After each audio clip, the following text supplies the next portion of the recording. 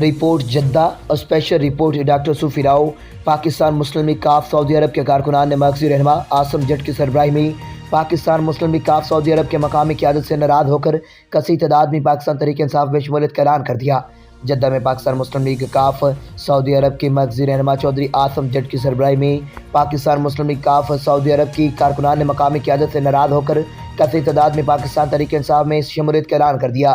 پیر کی شام جدہ کے مقامی ہوٹل میں چودھری عاصم جٹ نے چودھری خالد محمود وڑائچ اور شعیب گوندل کے ہمراہ پریس کانفرنس کرتے ہوئے مسلم لیگ کاف چھوڑ کر پاکستان تحریک انصاف میں شمولیت کا اعلان کیا اور عمران خان کی قیادت پر اپنے اعتماد کا اظہار کرتے ہوئے یقین دلایا کہ عمران خان کے قافلے میں شامل ہو کر کمیونٹی کی خدمت اور پاکستان کی ترقی میں اپنا بھرپور کردار ادا کریں گے۔